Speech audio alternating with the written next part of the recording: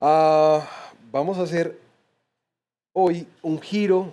Ven, yo pongo aquí el reloj. Eso. Un giro en nuestra serie de predicaciones, ¿cierto? Recuerdan que se nos acabó Romanos. Ya se acabó Romanos.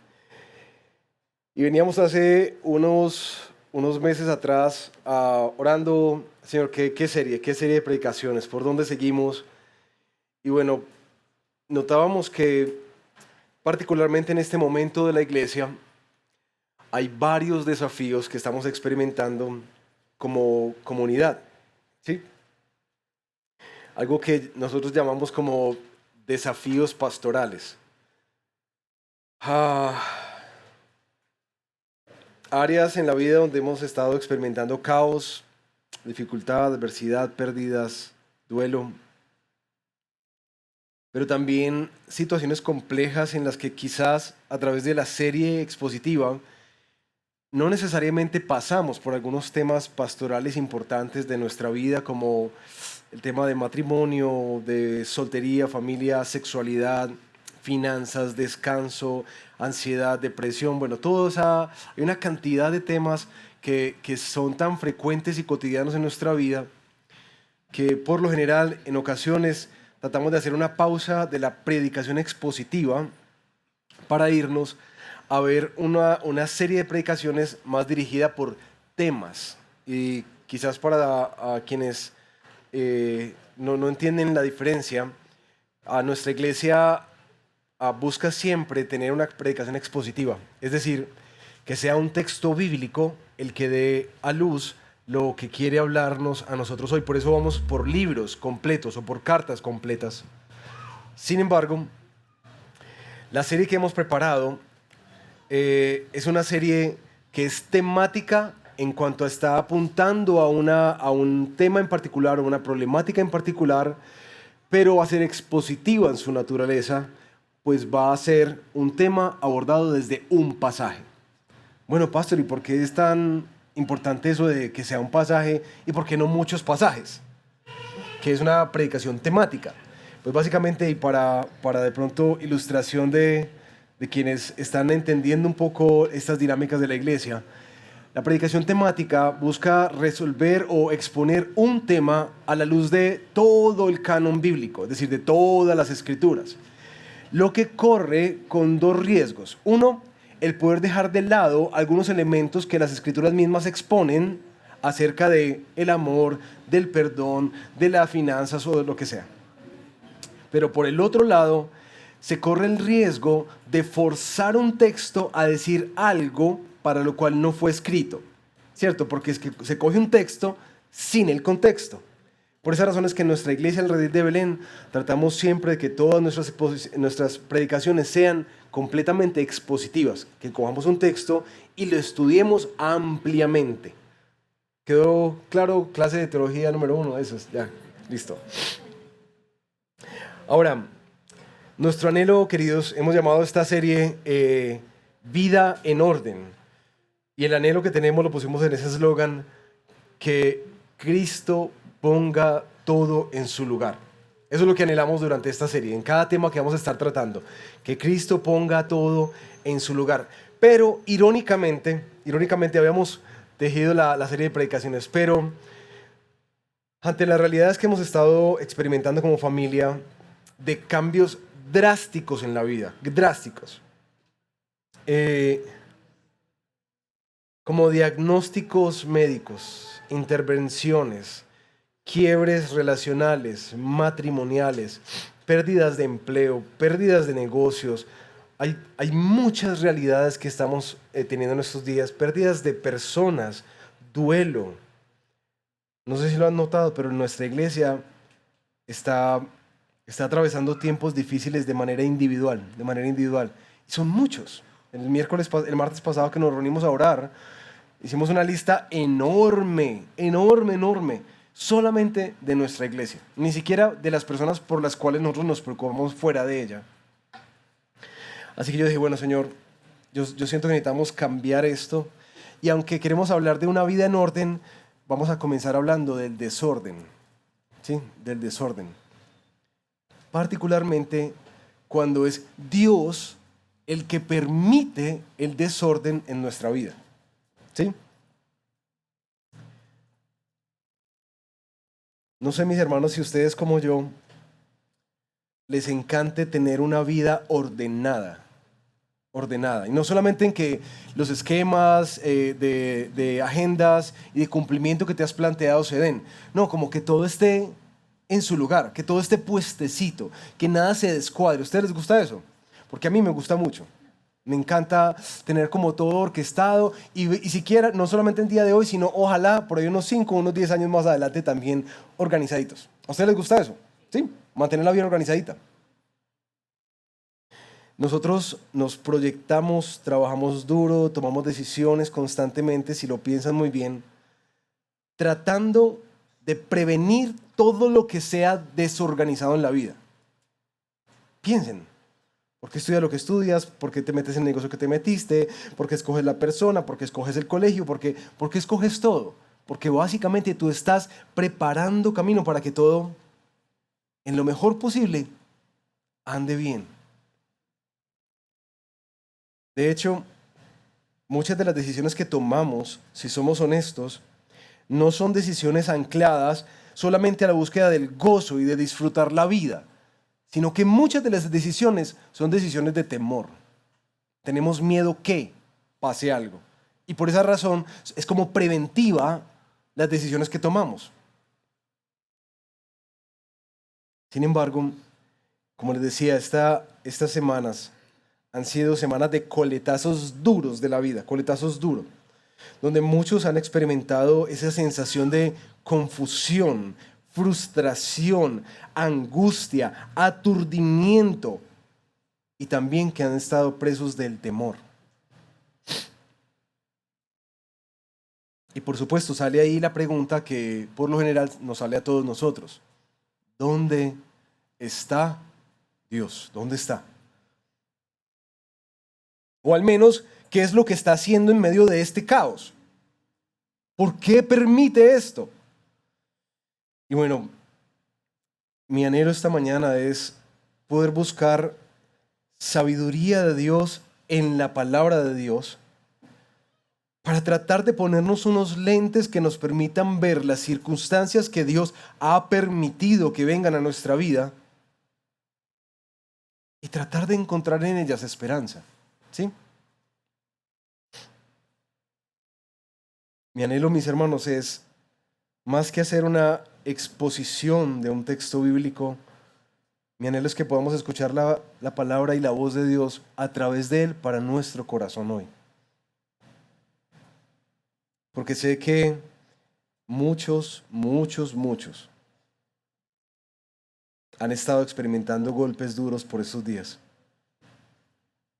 Y quiero que oremos juntos y le pidamos al Señor que nos hable esta mañana. ¿Sí? Señor, tú sabes que muchos de nosotros venimos quebrantados esta mañana. Después de experimentar coletazos duros de la vida, cambios drásticos de un momento a otro, muchos están aturdidos, confundidos y tratando de aprender a navegar en estas nuevas aguas turbulentas. Algunos sé que están enojados, Señor, porque están sintiendo que tú has defraudado su fe. De hecho, que tú has obrado de manera injusta para con ellos.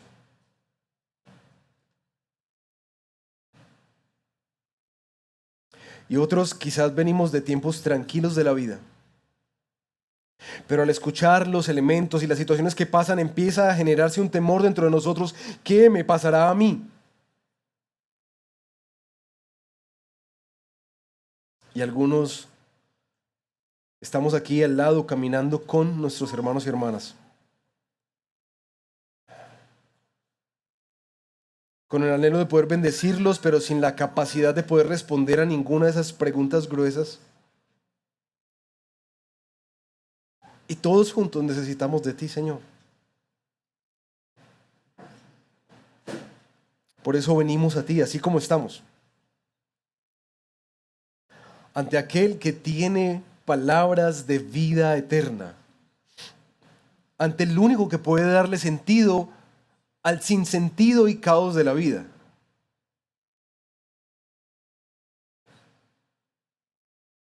Señor, venimos a ti. Muchos quizás como este hombre que se acercó y con humildad dijo, creo, mas ayuda mi incredulidad. Háblanos, Espíritu Santo de Dios, y pastorea nuestra vida hoy hacia ti. En el nombre de Jesús. Amén. Amén. Queridos, vamos a hablar del sufrimiento. Así que, ¿qué libro por excelencia nos habla de eso? El libro de Job. Hoy vamos a ver solamente un estudio de los 2 primeros capítulos o el prólogo del libro de Job, si lo pueden abrir en sus Biblias. Y el propósito que tengo hoy es básicamente tratar de encontrar principios que nos ayuden a pelear la batalla de la fe, específicamente en los momentos que Dios desordena nuestra vida, ¿sí? Eso es lo que yo quiero, que podamos desde Job tratar de extraer sabiduría que nos ayude de manera práctica para nosotros hoy. Mi ánimo, queridos, es que también es como picarlos. Y si están atravesando tiempos difíciles, que por favor estudien este libro. Es apasionante. Aparte que la poesía es espectacular.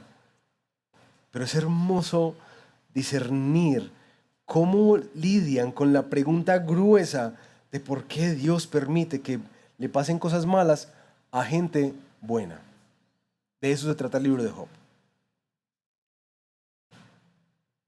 Vamos a arrancar y vamos a comentar a medida que leemos la escritura. ¿Listo? Job capítulo 1. La introducción a este gran hombre. Hubo un hombre en la tierra de Uz llamado Job.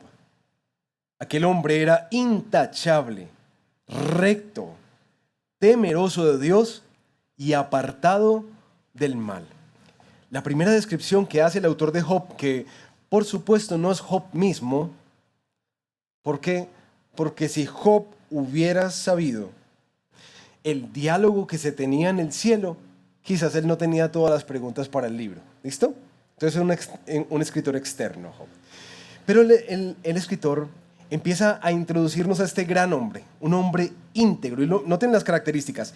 Intachable, que es lo mismo que perfecto. Un hombre recto, honesto, correcto en todas las cosas que hace. Un hombre temeroso de Dios, que es la actitud que se describe en los libros sapienciales, Proverbios, Eclesiastés, del hombre sabio. Y es un hombre apartado del mal, que es ese atributo particular que describe una persona que no solamente lo evita activamente, sino que persigue lo que es bueno. Job es presentado como un hombre idóneo, ideal, con integridad y devoción a Dios. ¿Listo? Pero no solamente Job era un hombre íntegro, sino que, dice el versículo 2, que le nacieron 7 hijos y 3 hijas. Su hacienda era de 7,000 ovejas, 3,000 camellos, 500 yuntas de bueyes, 500 asnas y muchísima servidumbre. Aquel hombre era el más grande de todos los hijos de Oriente. Job no solamente era íntegro, sino que también era un hombre próspero. Era un hombre que tenía muchos hijos, mucho ganado, que particularmente era la forma en que en el Medio Oriente, una cultura patriarcal, se medía de alguna manera la riqueza de las personas. No con cuántas casas y cosas tiene, sino cuánto ganado hay. Es básicamente cuánta plata tiene en el banco. Muchísima servidumbre. Y de hecho el escritor de Job nos deja esta referencia de que él era el más grande de esa región del Oriente. Era un hombre distinguido por su bienestar, su familia, su integridad y su riqueza. Job ha constituido en este momento y ha construido para nosotros en este cuadro el tipo de vida que muchos de nosotros anhelamos tener. Una vida estable, pero también una vida próspera. una vida asegurada, ¿vale? Y como si fuera poco, se nos siguen diciendo más cosas de Job. Versículo 4. Sus hijos acostumbraban a ir a hacer un banquete a la casa de cada uno por turno e invitaban a sus 3 hermanas para comer y beber con ellos.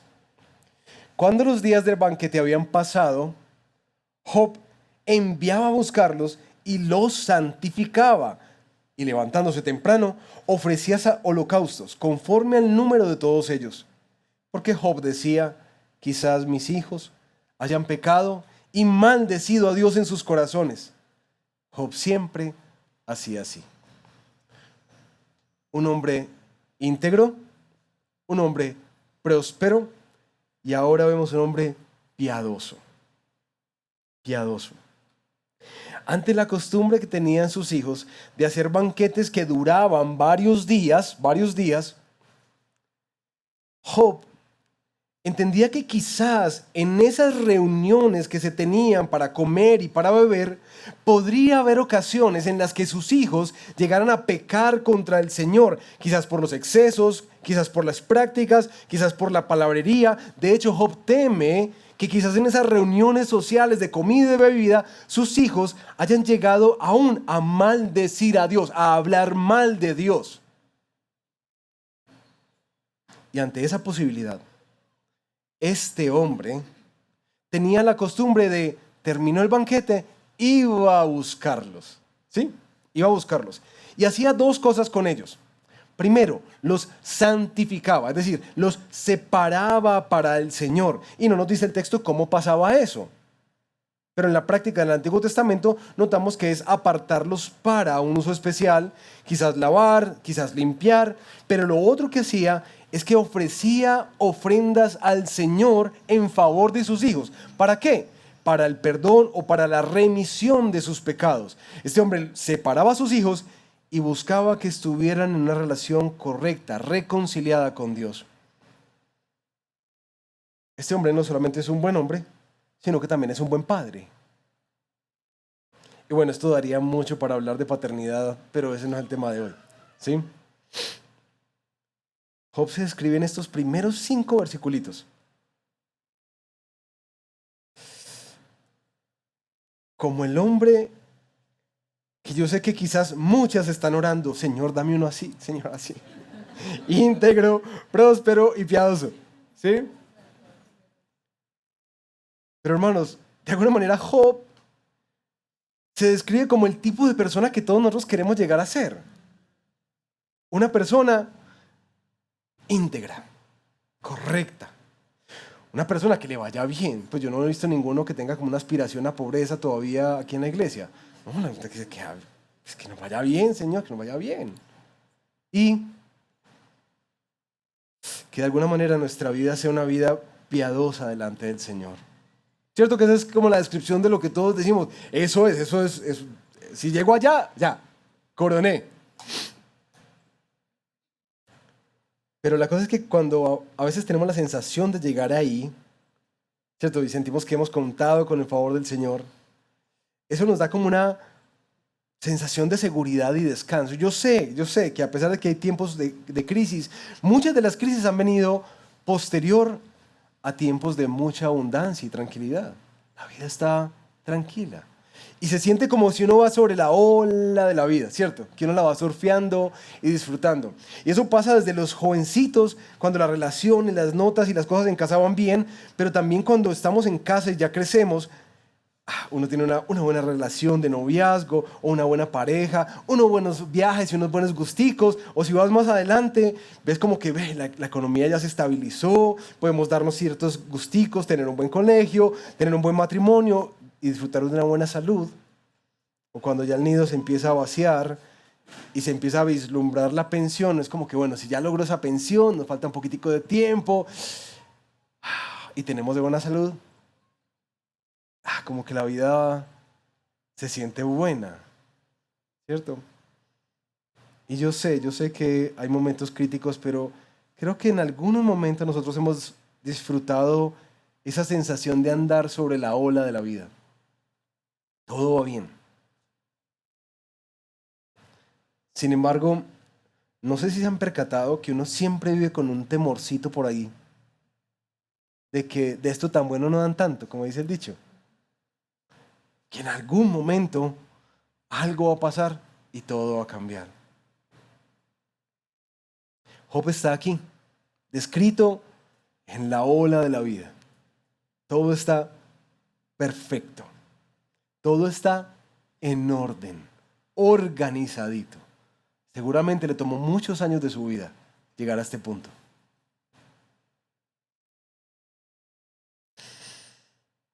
Pero mientras tanto, en el cielo algo estaba pasando.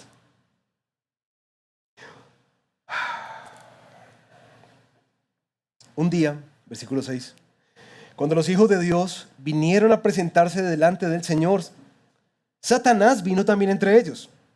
Y el Señor le preguntó a Satanás, ¿de dónde vienes? Y entonces Satanás respondió al Señor, de recorrer la tierra y andar por ella. Y el Señor dijo a Satanás, ¿te has fijado en mi siervo Job? Porque no hay ninguno como él sobre la tierra. Es un hombre intachable, recto, temeroso de Dios y apartado de mal. Las mismas descripciones de arriba. Satanás respondió, ¿acaso teme Job a Dios de balde? ¿No has hecho tú una valla alrededor de él, de su casa y de todo lo que tiene por todos lados? Has bendecido el trabajo de sus manos y sus posesiones han aumentado en la tierra. Pero extiende ahora tu mano y toca todo lo que tiene y verás si no te maldice en tu misma cara. Entonces el Señor dijo a Satanás, todo lo que él tiene está en tu poder, pero no extiendas tu mano sobre él. Y Satanás salió de la presencia del Señor. Aquí tenemos una imagen muy particular, casi única de la Biblia, de la corte celestial. Hay escenas similares que evocan esa idea de que Dios está en su trono, y lo vemos tanto en los salmistas como en los profetas. Pero quizás hay una escena en particular en Primera de Reyes 22, 19, que muestra algo muy parecido a lo que nos describe Job. Dice Primera de Reyes 22, 19, vi al Señor sentado en su trono, rodeado por todos los ejércitos del cielo a su derecha y a su izquierda. Entonces el Señor dijo, ¿quién puede seducir a Acab para que vaya a pelear contra Ramot de Galad y lo maten? Está esta escena de la gran corte celestial, rodeado de miles de personas, de ejércitos de los cielos, a derecha y de izquierda, y Dios haciendo una pregunta, ¿quién puede ir a seducir a este rey? En la historia, que es más larga, uno de los espíritus dice, yo voy, listo, te lo concedo, y entonces va. Y aparece en Job la misma idea de que Dios está sentado en el trono, gobernando absolutamente todas las huestes celestiales. Una cohorte de ángeles está sirviéndole, los hijos de Dios. Y Dios está observando todo. Esas imágenes que nosotros no somos muy conscientes en la vida.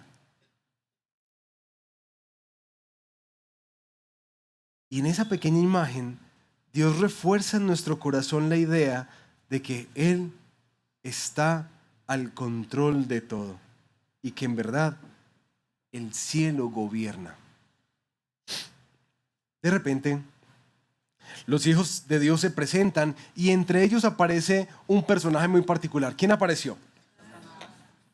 Satanás, o como dice el texto en su idioma original, el Satán. Porque Satanás no es un nombre. Satanás es una descripción de una persona. Es el acusador, el adversario. Es literalmente lo que aparece. Aparece el adversario. Y uno se pregunta, dice, oye, sí, Satanás, ¿qué está haciendo en el cielo? ¿No? Eso es un dato curioso. Pues, ¿qué está haciendo? Respondiéndole a Dios.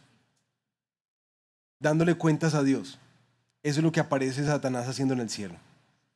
llamado a cuentas, el adversario, delante del trono del Señor. Mis hermanos, aquí hay un misterio que la verdad no hay en las Escrituras una explicación más amplia de qué es lo que está sucediendo ahí. Pero lo que vemos con claridad es que el maligno, el príncipe de este mundo, como lo llaman las Escrituras, está rindiéndole cuentas a Dios. ¿Listo? Para que no lo pongamos como igual. No es un igual, nunca. Aparece este acusador y arranca Dios preguntándole de dónde viene, de la tierra, y es Dios el que pone en la palestra, allí en el frente, el caso de Job. ¿Has visto a mi siervo Job?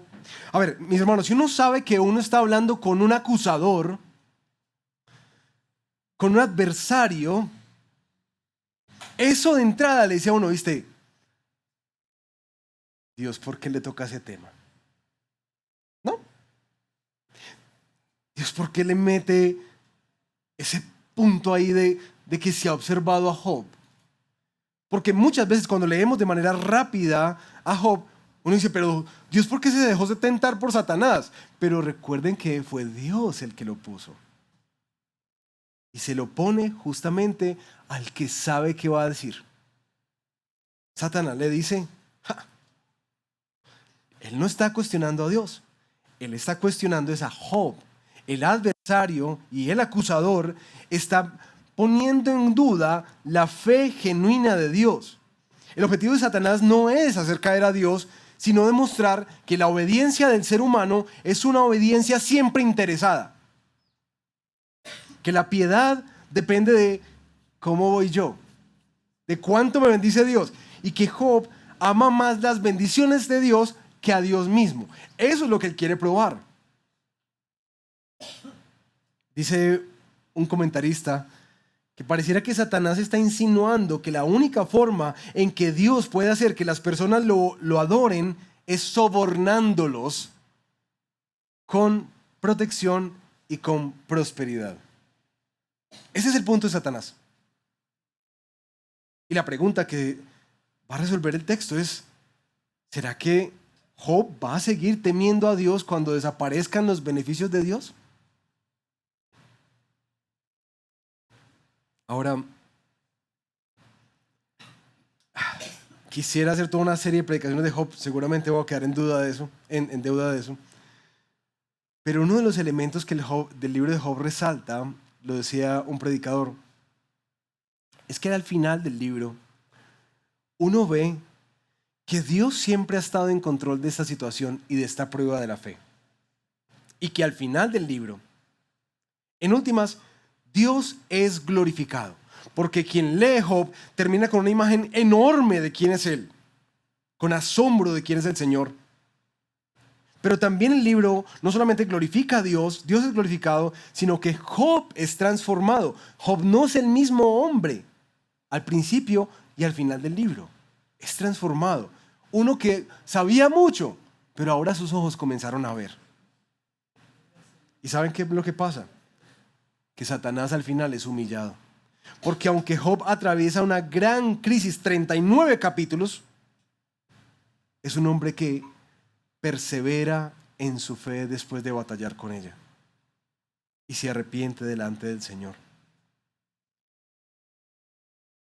Aquí nos quedamos en ese diálogo celestial y Satanás con el permiso de parte de Dios de poder tocar las posesiones de Job. Así que arranca el versículo 13 contándonos las calamidades que vinieron.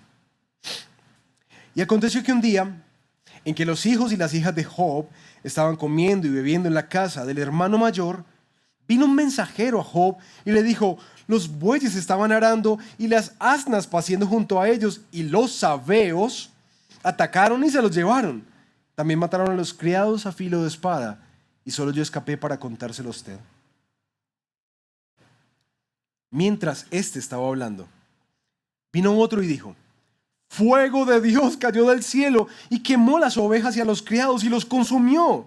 Solo yo escapé para contárselo. Y mientras éste estaba hablando, Vino otro y dijo: los caldeos formaron 3 cuadrillas y se lanzaron sobre los camellos y se los llevaron y mataron a los criados a filo de espada. Solo yo escapé para contárselo a usted. Mientras éste estaba hablando, vino otro y dijo: sus hijos y sus hijas estaban comiendo y bebiendo vino en la casa del hermano mayor. Entonces vino un gran viento del otro lado del desierto y azotó las 4 esquinas de la casa, y ésta cayó sobre los jóvenes y murieron. Solo yo escapé para contárselo a usted.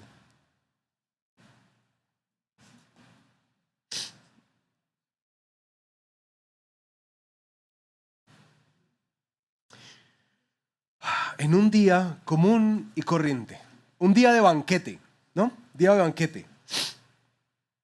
Los sabeos, que eran una tribu del desierto en Arabia, llegan y se llevan los bueyes asnas y matan a los criados. Fuego de repente cae del cielo y quema las ovejas. Los caldeos, otra tribu de Arabia, se roban los camellos y matan a los criados. Y por último, un fenómeno meteorológico, un gran viento, tumba la casa del hermano mayor y todos sus hijos son aplastados en ella. Una cosa que es muy curiosa es que Dios le da y le otorga poder a Satanás para hacer esto. Pero a diferencia de lo que veremos más adelante, Satanás no aparece haciendo eso.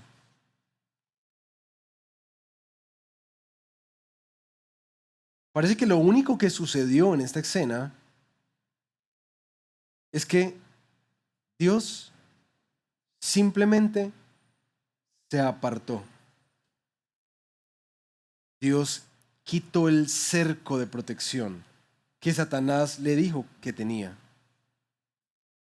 Y le dio permiso al príncipe de este mundo para que el mal natural del mundo simplemente llegara a su vida.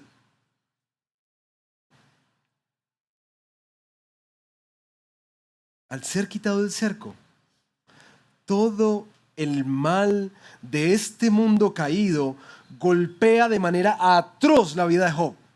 Todo. ¡Pum! Simplemente Dios quita la mano. Dios quita el cerco.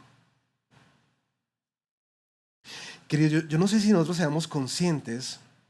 Yo sé que somos muy conscientes de todo lo que nos falta y de todo lo que Dios nos quita. Pero no sé si seamos tan conscientes de todo lo que Dios protege, de todo lo que Dios preserva tu vida. Yo a veces me doy cuenta cuando voy manejando y yo digo: uy, casi me choco. Y yo no digo: uy, tan teso yo. Después caí en cuenta y decía: yo creo que la mano de Dios en verdad preserva nuestras vidas de todo el mal que podría venir en el mundo, ¿no?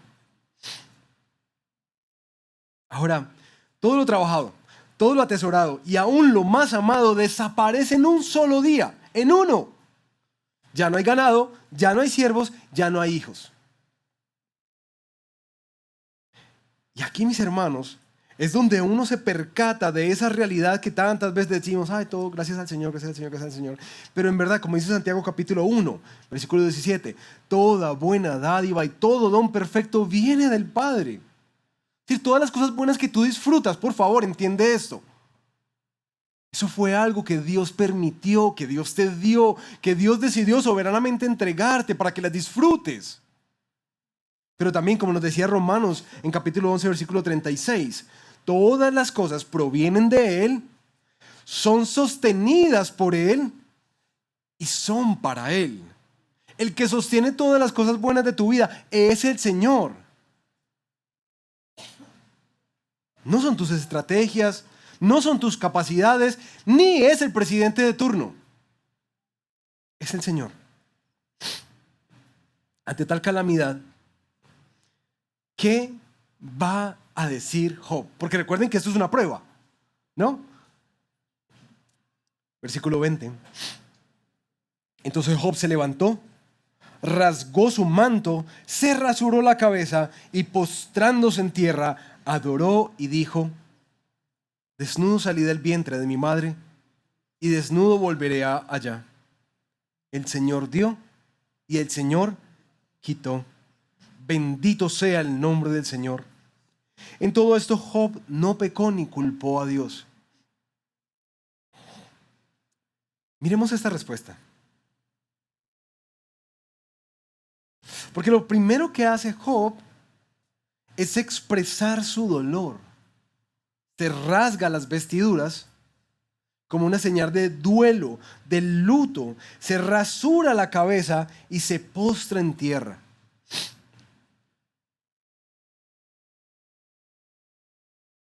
Aquí no hay ningún como, hermanito, ¿y cómo va? No, de gloria en gloria, de gloria en gloria. No, no, no, no, no. No. Job es muy honesto en lo que está experimentando, porque cuando el coletazo de la vida pega, eso duele y duele mucho. Y entra en un duelo que muchas veces, mis hermanos, creo que la iglesia cristiana, nosotros, tratamos siempre de bloquear. No diga eso, no diga eso. Pero mis hermanos, el lamento es parte del caminar del creyente. Hay todo un libro entero que se llama Lamentaciones en la Biblia, por favor. O si no, lean los Salmos. Están repletos de lamentos. El lamento es parte de la libertad que podemos disfrutar en el Señor. Pero se postra y adora. ¿Saben que me ha pasado algo curioso en estos días? Que he disfrutado mucho más el hacer mis oraciones arrodillado. Y se los quería compartir no para que digan, ¡ay, tan piadoso! No, es porque he notado que hay un misterio ahí. Y me he notado cada vez más arrodillado, diciéndole siempre al Señor, Señor,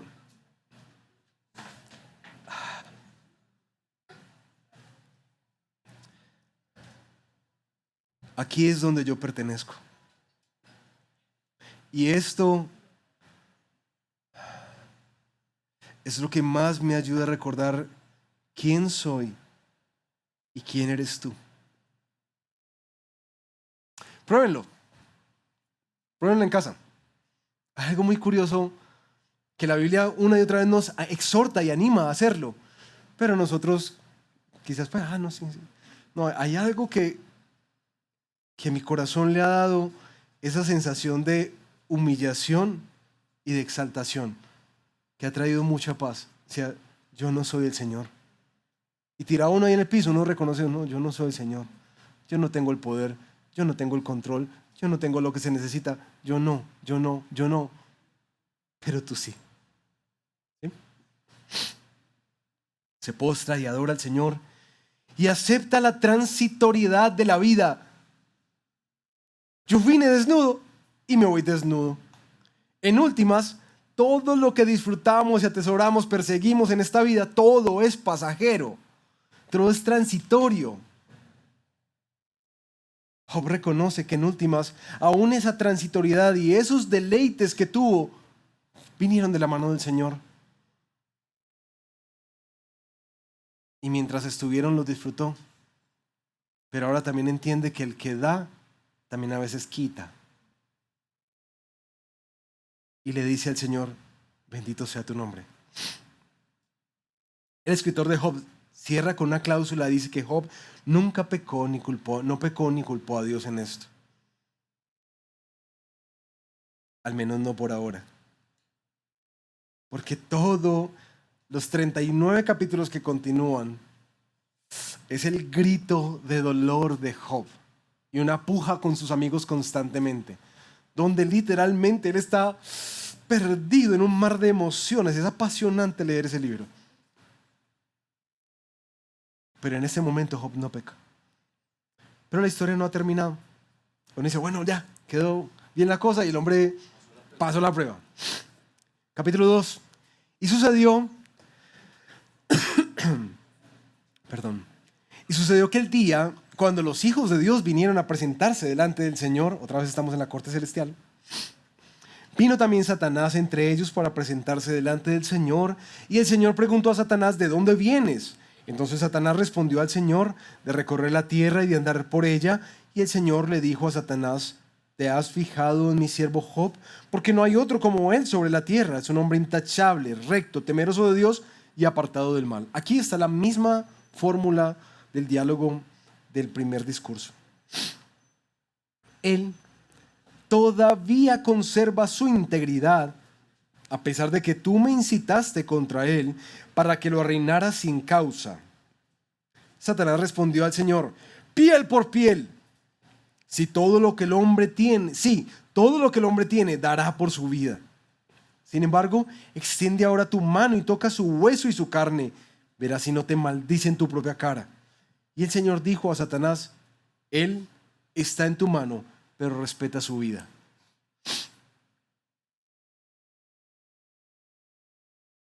Vuelve a aparecer la misma cosa.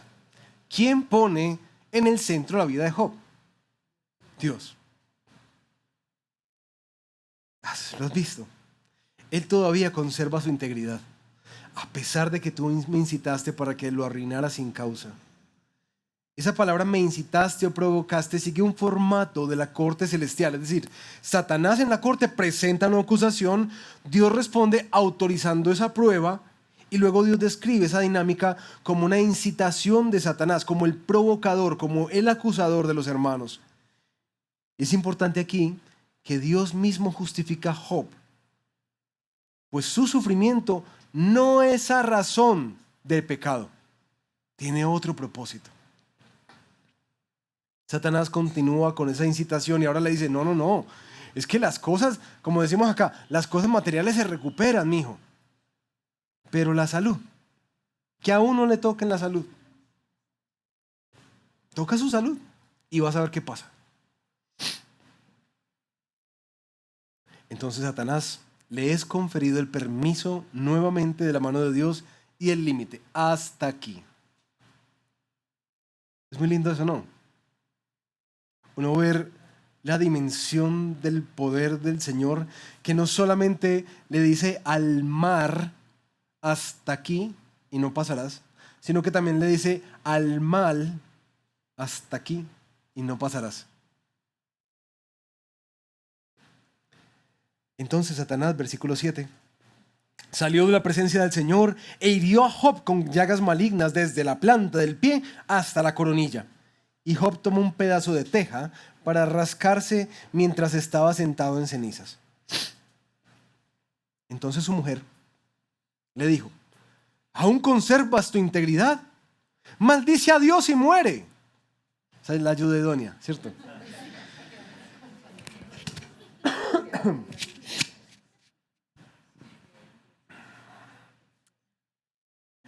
Cuando las escrituras nos ponen imágenes como eso, Job sentado con una teja rascándose, ese grado de detalle tiene la intención de que tú te metas ahí y que veas esa imagen. Un hombre ya con la cabeza pelada, tirado en el piso, lleno de llagas, con una tejita rascándose. Sí, la imagen es como: no, este hombre sí, pero lo cogió la roya, decimos por ahí, ¿no? La imagen es lúgubre y desconcertante. Pero aparece la mujer, la Yudedonia. Maldice a Dios y muere. Yo quiero aquí redimir un poquitico a la mujer de Job. Job le dice que ella está hablando como una necia. Pero mis hermanos, recuerden que esa mujer también perdió todo lo que tenía. Esa mujer, hoy que es Día de Madres, perdió 10 hijos en un solo día. Esa mujer está experimentando las mismas realidades que Job. Ella está en todo su dolor. Y creo que a veces juzgamos como con ligereza: ay, esa mujer tan falta de fe. O sea, no, es que es duro, es muy duro lo que le acaba de pasar a esta familia. Y nos fijamos en Job. Pero ella está viviendo un luto, un duelo grandísimo. ¿Qué podría salir de su corazón sino amargura? Amargura. Como la amargura ¿recuerdan de Noemí? No me llamen Noemí, llámenme Mara, porque el Dios Todopoderoso me ha llenado de amargura. ¿Recuerdan esa escena de Ruth? Mara, amarga. Ahora, ¿qué dice Job? Versículos 10. Pero él le dijo, hablas como habla cualquier mujer necia. ¿Aceptaremos el bien de Dios, pero no aceptaremos el mal? Y en todo esto Job no pecó con sus labios. Hermanos, qué teología la de Job, ¿no?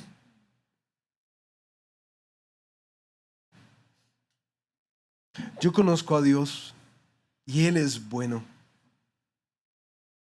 Voy a aceptar las cosas de la bondad y misericordia de Dios al dar, pero voy a rechazar cuando en su bondad decide retirar. Aceptaremos de Dios el bien y no el mal. Vamos a vivir con una selectividad de las cosas que nos gustan de Dios y las que no nos gustan.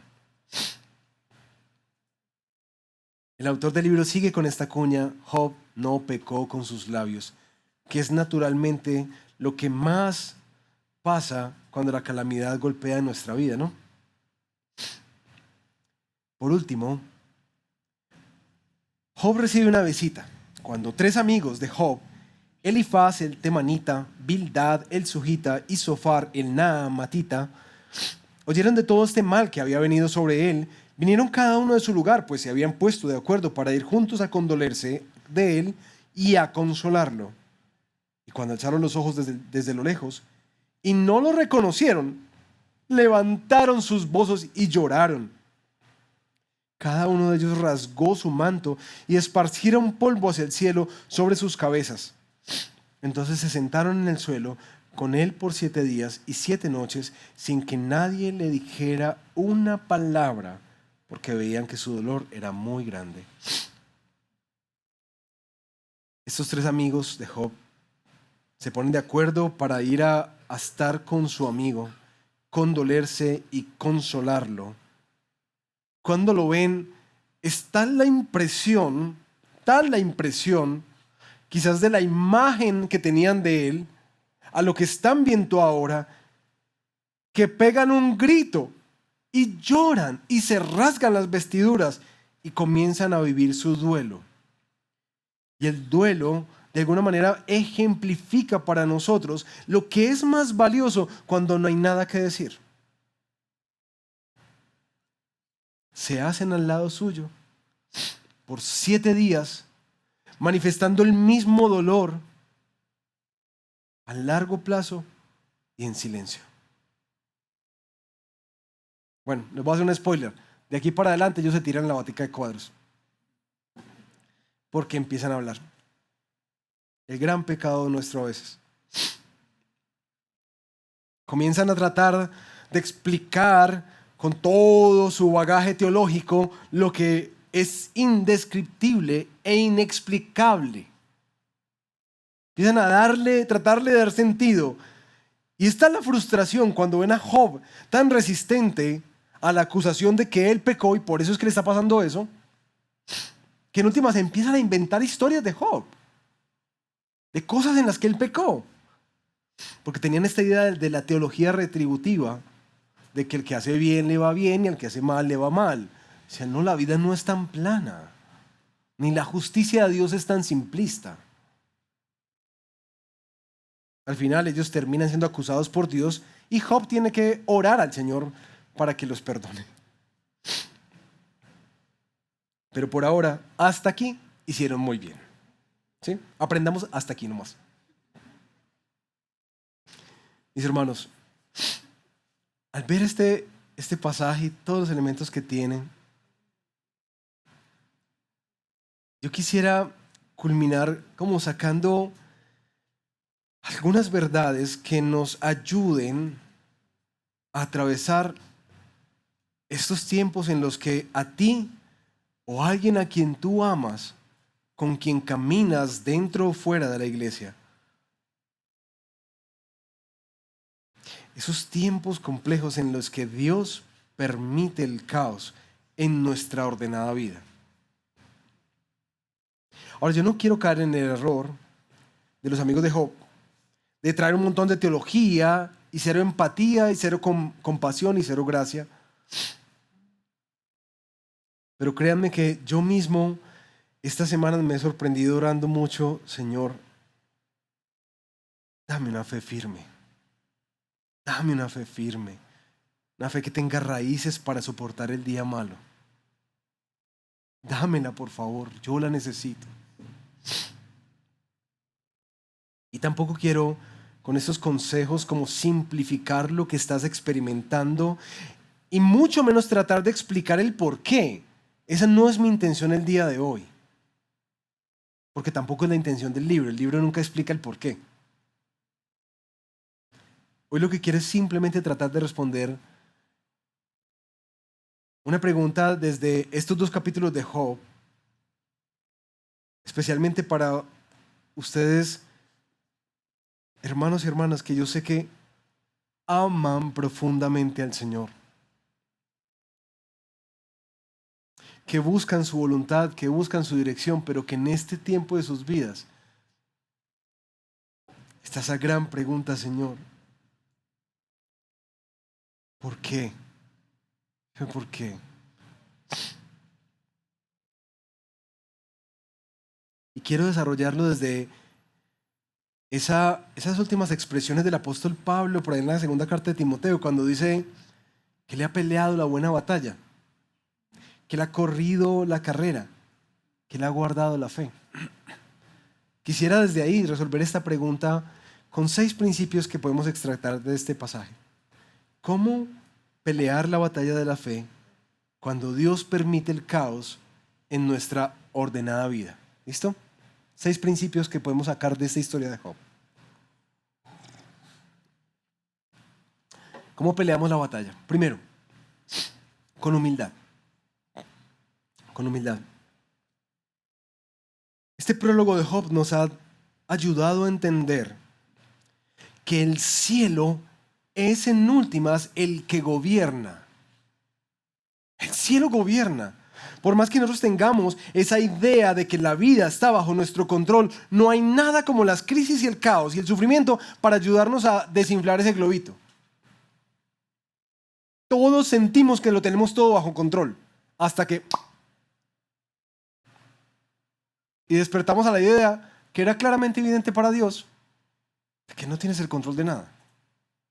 Que en últimas, aunque no lo logres ver, el cielo gobierna. Dios establece límites, Dios bendice, Dios quita, Dios protege, Dios entrega. Es Dios el que gobierna nuestra vida, no nosotros. Y como dice Daniel capítulo 4 versículo 35, Dios hace su voluntad en el cielo y en los habitantes de la tierra. No hay quien se oponga a su mano ni le pida cuentas de sus actos. Es Dios. Por eso, como les decía, he encontrado tan valioso en estos días arrodillarme para orar. Porque es el reconocimiento de Él es Dios, yo no soy. Yo tengo esa tendencia a creer que yo soy Dios. Y ya me quemé por eso. Pero no lo soy. Y entre más lo acepto, más libre y más tranquilo estoy. Él es. Segundo, pelea la batalla de la fe con esperanza, recordando que un Dios bueno sigue gobernando sobre un mundo malo. Recuerda eso, porque no es solamente, ay, sí, entonces el Señor es el que tiene control de todo. Bueno, pues que no es cualquier Señor, no es cualquier Señor. Él es un Padre compasivo, misericordioso, lento para la ira, grande en misericordia. Él es bueno y bueno en gran manera y santo en todo lo que Él hace. No es cualquiera. No es uno ligado a sus emociones y sentimientos. No, Él es bueno en todo lo que hace. Y resulta el libro de Job mostrando que la bendición fue mayor a la que Él tuvo al inicio. Él es bueno. Y por eso es que uno puede decir, de mi buen Padre, ¿cómo voy a recibir lo bueno, pero levantarme contra Él y criticarlo cuando decide traer lo malo? ¿Por qué? ¿Ha cambiado su carácter en algo? No, no ha cambiado. Dios no muta, no cambia. Quizás cambia mis expectativas de lo que yo pensaba que debería ser. Pero pelea la batalla de la fe con esperanza, recordando que lo que sea que Dios permita en nuestra vida, Él no deja de ser bueno sobre un mundo malo. De hecho, nos decía Pablo en Romanos 8:28, todas las cosas ayudan para bien a los que amamos al Señor. Tercero, pelea la batalla de la fe con sabiduría. Recuerda que el caos solo está revelando lo transitorio de la vida y muchas veces es usado para probar la autenticidad de nuestra fe. Cuando Dios remueve, mis queridos, muchas veces en el camino del pastorado, me he percatado que Dios remueve para mostrarnos, en últimas, que nuestro corazón ha sido puesto en otro lugar, que hemos estado viviendo solamente para los apetitos del vientre y para ayudarnos a enfocarnos mucho más allá.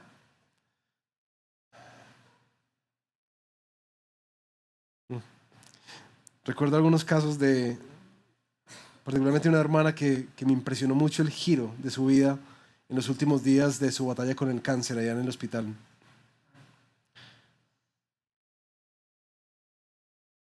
Después de haber caminado muchos años con ella, me llamó la atención el giro, era sus diálogos al final. Eran diálogos con los ojos puestos allá. Y como con un anhelo por algo que, honestamente, yo de este lado yo no lograba entender, pero Márgara, ¿cómo te...? No, oremos que el Señor te sane. Y no decía, no, ya, ¿cierto? Ya lo mejor viene. Mi recompensa espera. Y si a esta mujer algo le pasó.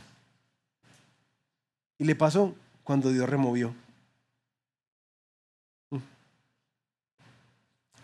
Pelea con sabiduría recordando que muchas veces el caos revela cosas que han sido transitorias y ahora le dan sentido a la vida, a la perspectiva de Dios. Pero también recordando eso, que muchas veces las pruebas y la adversidad sopesan nuestra fe y nos ayuda a ver realmente qué tipo de fe tenemos. Dios la conoce. Él no se sorprende como que, ay, ¿será que sí? ¿Será que no? No. Él la conoce. Pero nosotros necesitamos identificarla. Y a veces nos damos cuenta de qué tan utilitaristas somos de Dios. 4. Pelea la batalla de la fe con libertad. Recorre libremente el camino del lamento, de la adoración y de la rendición delante del Señor. No trates de tener esta teología de la prosperidad como que se refrena, que yo no le puedo decir nada a Dios, que yo no me puedo quejar delante de Dios, que yo no puedo objetar delante de Dios. Porque, mis hermanos, uno de los regalos preciosos del libro de Job, en los discursos que vienen, en los capítulos que siguen, es cómo él es levantado por el Señor y los otros que tenían la teología correcta son humillados por el Señor. Pero porque es levantado sabiendo que se quejó tanto. ¿Por qué? ¿Saben por qué? Porque él vivió su lamento delante del Señor. Esa es la cosa. Y mírenlo, por favor. Mírenlo en Lamentaciones, mírenlo en los Salmos, y uno descubre ese patrón bíblico. Que en últimas la fe no es que yo siempre voy a decir las cosas correctas, no. A veces el dolor es tanto y tan agudo que yo derramo mi corazón y aún mi queja, pero la derramo delante del Señor. Es una pelea que yo vivo en casa con mi papá. Yo no me voy de la casa. Porque eso es lo que muchas personas hacen. Cuando viene el sufrimiento, entonces se van de la casa. Uno pelea con el papá. Y sí, uno se pone moluco y molesto, pero está en la casa. Uno no se va, uno no deja de ser hijo. Así es que pelea Job. La pelea con el Señor. Y lo llama Yahvé, que es el nombre del Dios de pacto. Porque es Dios cercano. No entiendo lo que estás haciendo. ¿Por qué? ¿Pero por qué me golpeas? Lamentate delante del Señor. No le tengas miedo a decir lo que sientes, pero hazlo delante del Señor.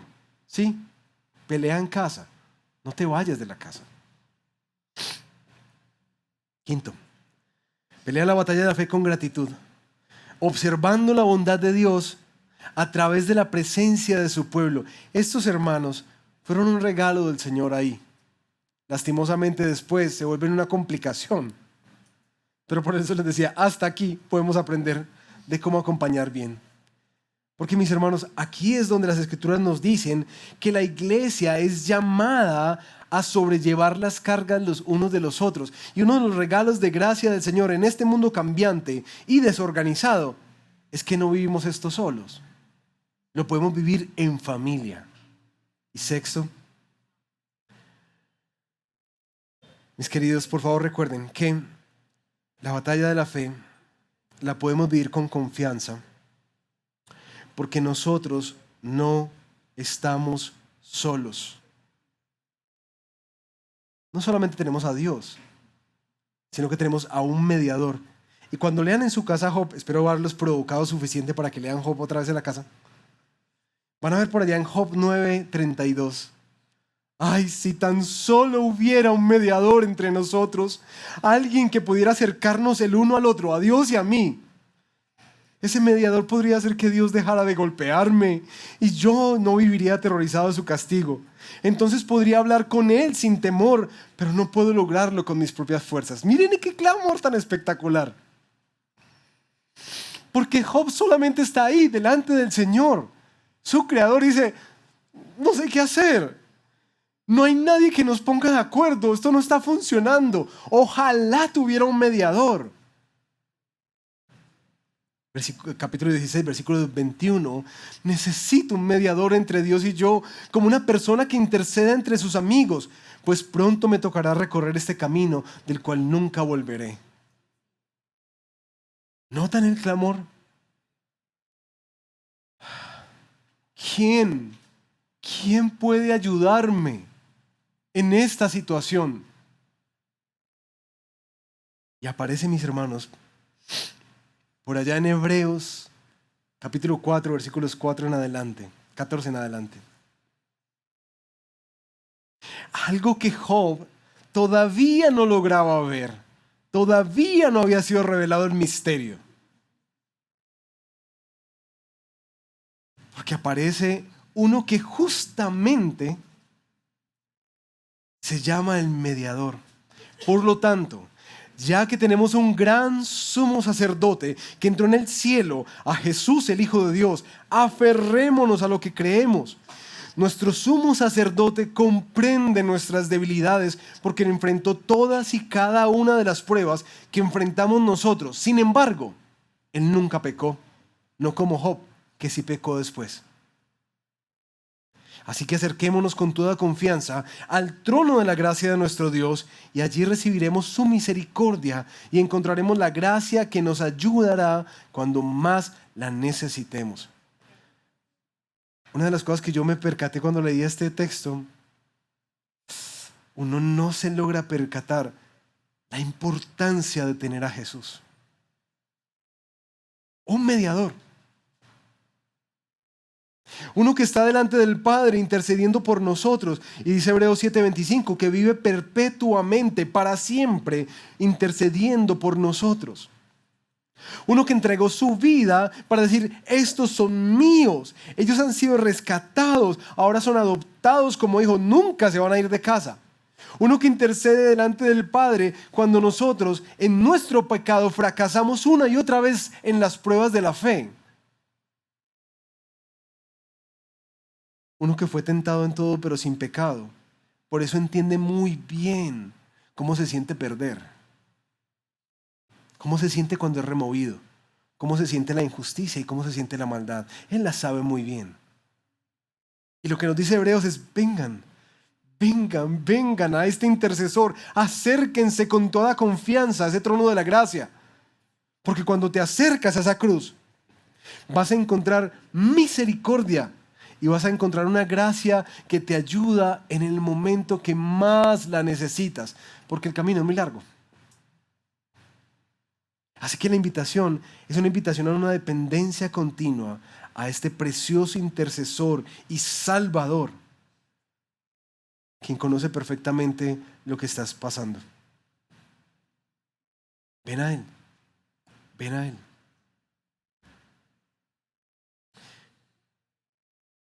Para terminar, mis queridos, quiero dejarlos con una pregunta del Catecismo de Heidelberg, que básicamente son preguntas y respuestas para tratar de asentar unas verdades en nuestro corazón.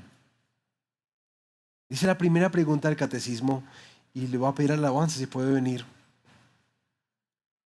¿Cuál es tu único consuelo, tanto en la vida como en la muerte? ¿Cuál es tu único consuelo? Y miren esta respuesta.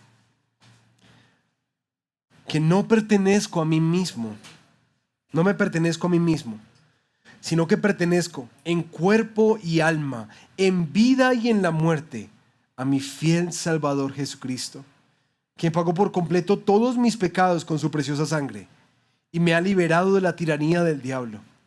También cuida de mí de tal manera que ni un solo cabello de mi cabeza puede caer sin la voluntad de mi Padre que está en el cielo. Por cierto, es necesario que todas las cosas colaboren para mi salvación, porque pertenezco a Cristo. Él, mediante su Espíritu, me asegura la vida eterna y me hace completamente dispuesto y listo para vivir para Él de ahora para siempre. Pongámonos de pie y vamos a orar. Amado Padre, queremos darte gracias por tu palabra esta mañana.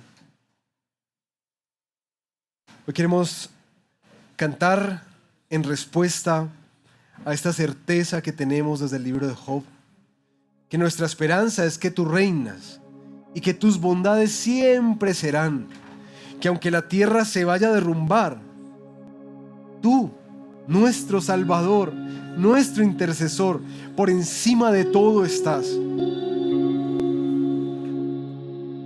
Padre, danos una perspectiva para el caos que ha estado visitando nuestra vida en este tiempo. Una perspectiva desde la perspectiva de Job. Recordando quién eres y quiénes somos, pero también qué has hecho en Cristo a nuestro favor, para que podamos vivir lo que sea que venga con esperanza en Cristo Jesús, te lo pedimos. Amén.